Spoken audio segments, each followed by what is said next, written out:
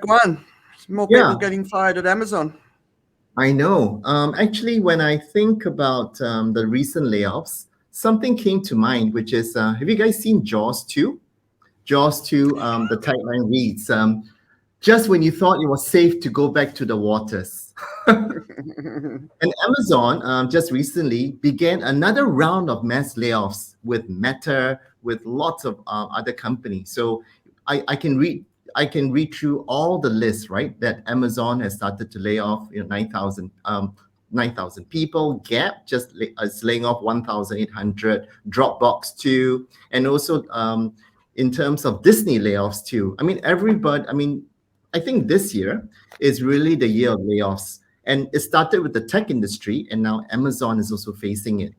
And it's really interesting. One of the things that I've also heard news about the layoffs is that everyone feels like it's coming, but nobody's really prepared about the layoffs. So in LinkedIn, right? You read lots of people writing about their experience. But one thing is really interesting is that how people are prepared. They're not really prepared at all, even though they see it coming. So one of the things I wanted to talk about is how do you prepare for a layoff, which I think is quite important. As most of us are, employable, we don't think about doing our personal branding. And I think it's important for us not just to promote the company's brand, but to also promote our own brand. And Hmm. and LinkedIn might be the best place to look for a job, but LinkedIn is a horrible place to beg for a job. And I Hmm. important to promote ourselves so that when the opportunity comes, right, people will start looking for us. I think that's really key. The other thing that's really important is networking, and network right now when you still have a job. I noticed that whenever people who have high positions like a chairman leaves, right, suddenly nobody's your friend.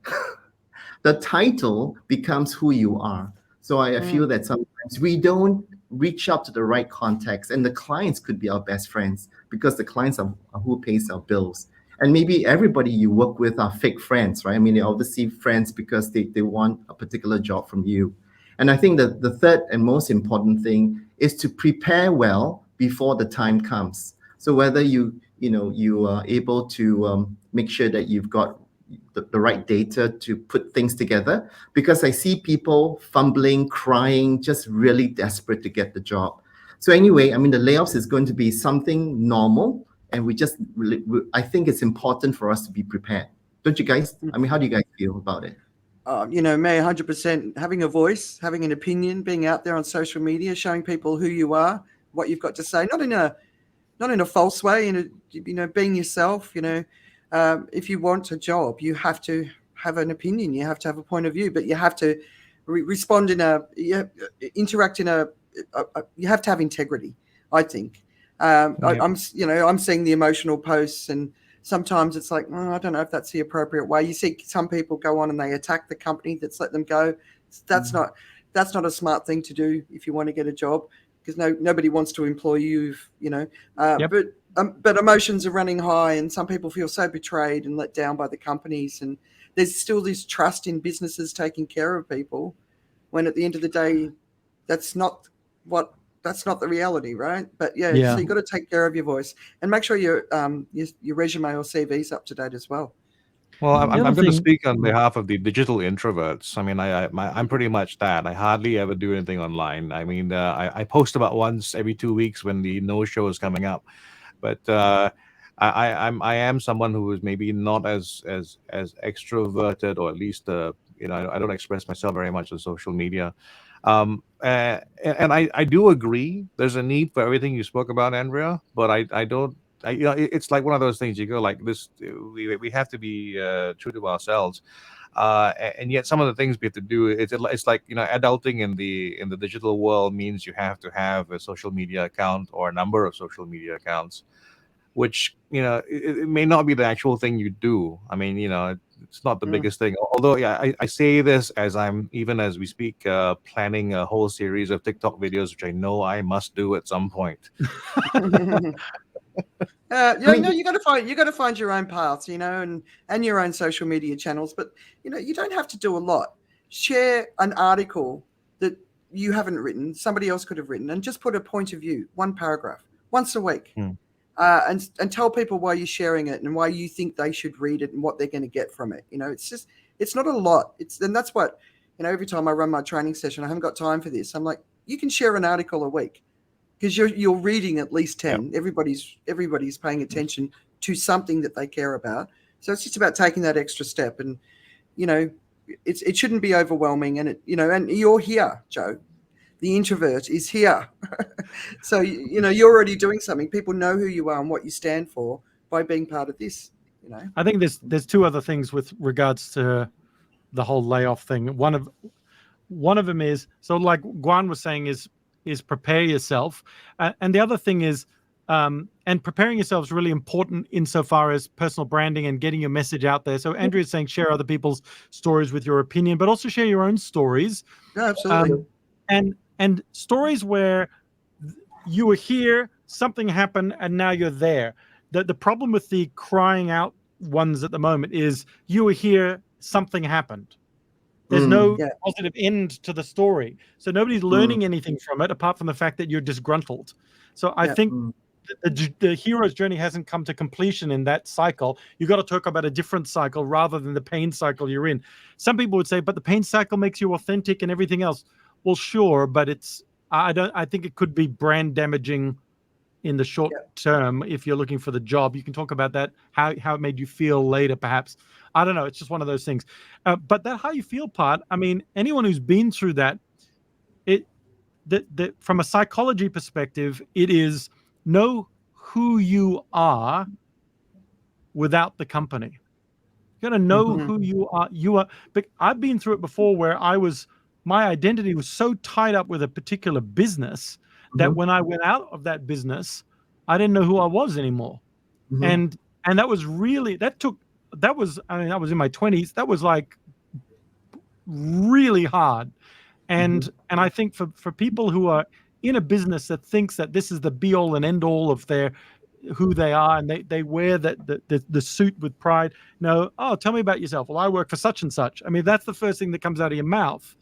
That's your identity is tied up with that business, and that's pretty interesting. I mean, it should be like I'm a dad, and I do this, and I enjoy that, and I solve these problems, and they've got nothing to do with a company's brand. It's just this is what I can do, and that for me is like we need to shift a little bit about knowing who we are rather than whose company who we work for.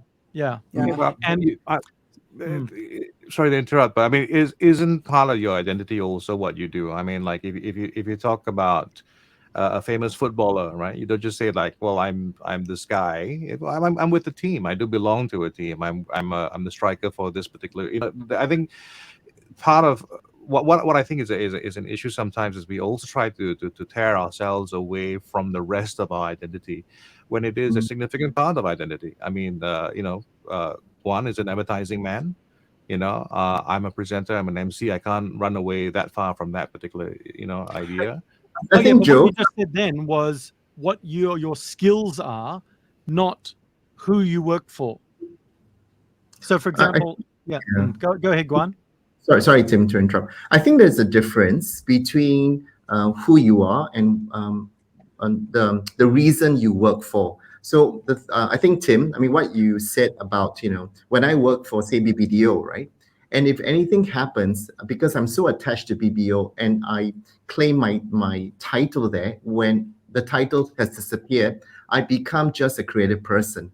I guess the most important thing is that as a creative person, what do you stand for? What do you believe? And why should people hire you again? So when I left JWT and resigned to start my own company, I wanted to build a brand that I believed in. And then I got re-employed back to BBDO. It's because of the things I reinvented myself. So you guys know I did some vertical storytelling, right? And so people want to see yourself. So you have to reinvent and keep up with the times. You need to continue to do things that adds value. And that's why, I feel that we become valuable to the company. So whether we lose our jobs or something happens, we can still stand firm. I think that's what the whole purpose of trying to regain your identity. That's really important. Yep. Absolutely. So we've got You know, about 2 minutes left with Guan. I'm wondering whether we should try to round up something with Guan before we move on to the next thing. Sure. Well, I was just going to say one of the things that Guan mentioned was networking, which I think is absolutely critical. Sorry, someone's stuck in the back there. Which is absolutely critical, because joining professional associations that are linked to what you do, I think is a really important one. So we've all met through a professional association, and we all come from different walks, but we all understand within the context of that professional association, it gives us an identity that is beyond our work, right? And I think that's another thing to invest in, whether it's the chambers of commerce or specific associations. What's an industry association for you, Guan? There's a marketing and advertising one in Singapore, right? Yeah, I mean, there's a few. Actually, if you don't mind, let's talk about the APSS. I think one of the things for me to become a better creative person is to be able to present my ideas well and to persuade clients to buy. So if I've not joined APSS, I would not have met you guys. I mean, this is a very good testimonial about me going beyond my expert field and trying to learn and join association that will help to enhance my value. And it has, you won't realize it's helped tremendously. I mean, I just presented in the pitch, and because of all the APSS learnings, it has helped me to improve in terms of persuading and getting clients to buy a lot of my creative work. Yeah, APSS has been amazing. Like, if anyone, like a professional speaking association, if you want persuasion, I think is a great one. But the ability to stand on stage and speak and get your point across, I think, is such a powerful skill for anyone. So wherever you are, get involved in something. Correct. Like, because I think, if we are branded as a particular thing, maybe my second advice is, be involved in a few things. So if you happen to lose one identity, then you can obviously focus on the other identity. So being the president is always been a privilege, but as you know, it's a lot of hard work. But at the same time, through this whole process and term, I'm learning a lot too, and hopefully I'll be able to take that learning and become to join another association. So I think the side hustle that we do is actually helping us to improve ourselves and to learn all the different set skills that will help us to be a more rounded person. So the conclusion is, take responsibility for your life and your career. Yeah. Yep. The no-show, they talk about the week. No-show, what's happening in our streets. No-show, they'll help you understand all the latest issues going on in the land, making sense of what's going on, about the latest news affecting everyone. No-show, they talk about the week.